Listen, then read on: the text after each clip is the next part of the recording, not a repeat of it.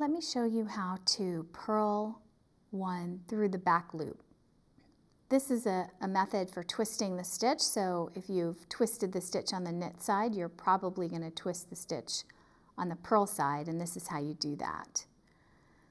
So to purl one through the back loop, you're going to take your right hand needle, and instead of purling normally, so putting your needle from the top out through the front of the stitch, you're going to put your needle from the bottom of the stitch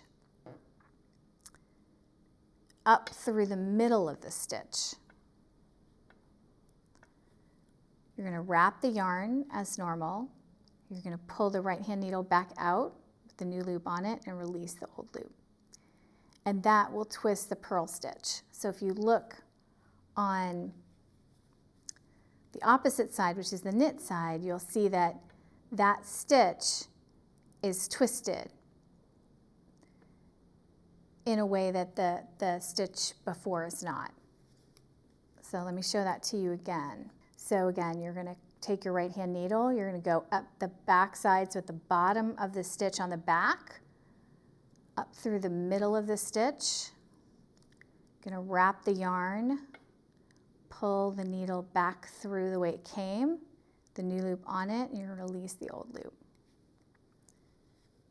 Let's make one more stitch. And if you go and you take a look on the knit side, so this is now the knit side of the work, the reverse side of the purl side, you'll see that both those stitches are twisted. So there's the base of the stitches on the reverse side are crossed. So that gives you your twisted effect that'll make it stand up a little bit more on the knit side. And that's how you do a purl one through the back loop.